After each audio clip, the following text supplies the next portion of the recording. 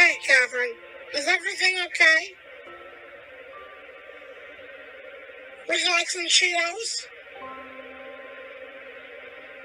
Would you love a cherry Pepsi?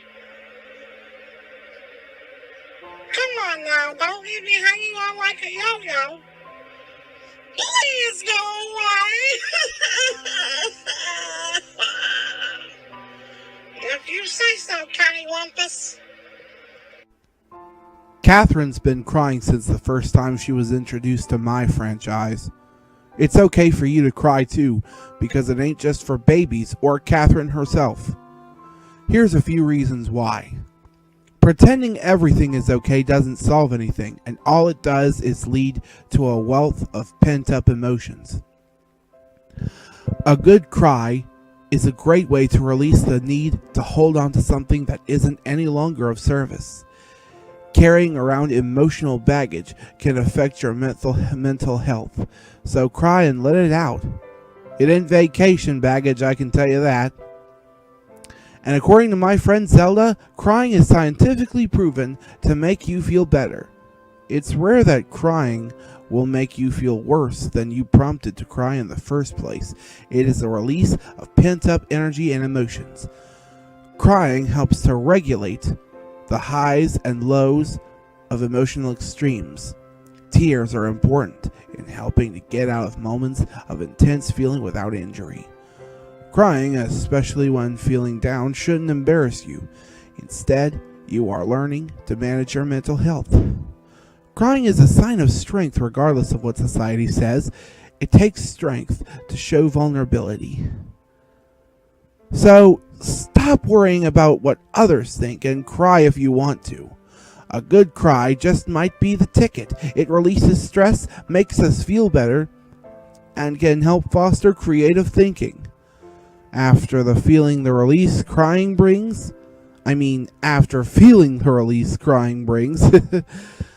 it's common to experience more energy and new ideas about how to tackle the challenges we face. To quote Washington Irving, "There is a sacredness in tears. They are not the mark of weakness, but of power. They speak more eloquently than 10,000 tongues. They are the messengers of overwhelming grief or deep contrition and of unspeakable love." This is a Jesse and Friends news flash. Edouard Le Marchal, the famous French clothing designer, was promptly arrested today for designing and creating clothes that suddenly turn into bats. A policeman told our reporter that if he caught one of the bats, he'd capture it in a jar, naming it Rouge. A bat named Rouge captured in a jar. Are these clear allusions?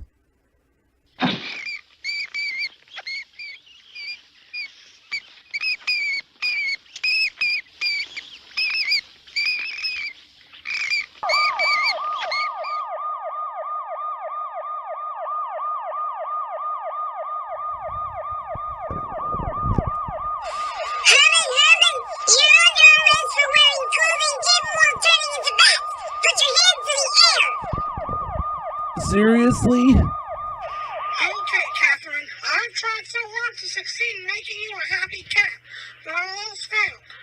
Now, to really help you out and cheer you up, I'm going to play you a happy song. Without music, life would be a mistake. That goes for yours, Catherine. Okay, here we go.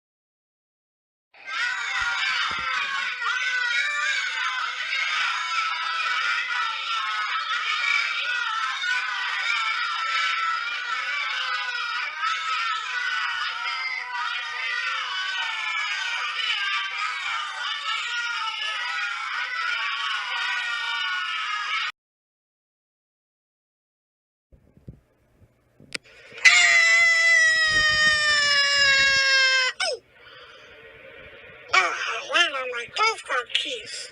Ugh. Whose house is it anyway? Way to go, Ems. You ruined the big gig. Yeah, we seem to have a total interruption on our hands. My hamster was just about ready to cross the finish line. Looks like it must have landed in this here backyard by mistake. Well, it's kind of a long story. It all started when I took in a girl we know named Catherine Katzenberg, who just come to town for a place to stay. This season is all about homecomings and reunions, you know. I invite her to my room and try to share a few jokes with her, but she cries at every one. So she goes to the guest room for some alone time, and I try to play a happy song, and then the most harebrained thing happened. Sorry. She cried a flood of tears that took up the whole house, flew me out the chimney, and landed me right here in your backyard. Ooh, wow. Gee. And now, if you'll excuse me, I gotta go home and take care of the mess. Who's Catherine Katzenberg? Probably some depressed lavender ballerina cat. She and I have a history and she's reacted to me just the same. Tomorrow you'll see. I'm gonna go to that house and make a funny face or two. Then she'll really flood the whole town. Hey guys, Jesse here. And for the first time ever, I'm going to do a recap of what happened today. Well, it all started when Emma and I were having a talk about the new top toy, Princess Power Pink, when we heard sniffling and crying. Emma peeked around the corner to see what was going on, and we met Catherine, who was hiding under a box. As Emma asked Catherine what she was doing in Finville, through my translation, she had explained that she'd been roaming all across the country looking not only for a place to call home, but also us and a shoulder to cry on. Emma asked Catherine to stay at her house, and Catherine agreed. Meanwhile, as part of Nerd Awareness Week, Joel chose the day's activity, sorry about all this, which was called hamsters. Steve thought it was lame, but he agreed to give it a shot. It turned out to be a hamster race in which Lucius decided that the hamsters needed more oomph in order to get to the finish line. At Emma's house, Emma attempted to tell Catherine some jokes, but she sobbed each time. Then one knock-knock joke from Emma and Catherine ran straight to the guest bedroom, sobbing uncontrollably. Emma came into the room and asked if everything was all right, but Catherine yelled at her to leave, and she did so.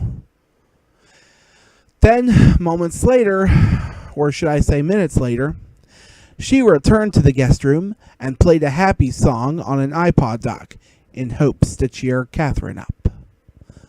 Catherine watched as Emma danced to the song, but she started crying louder than ever, and her tears began to flood the whole house. In an instant, Emma was flung out of the chimney by the tears, and before too long, fell down the chimney of Joel's house. She fell into the backyard, interrupting the hamster race. Sorry, I kind of get it all mixed up. Emma approached the boys and asked whose house this was.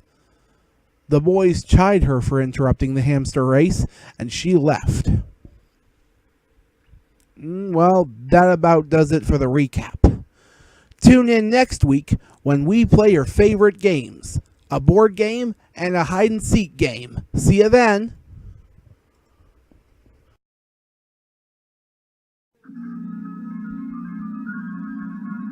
See you around.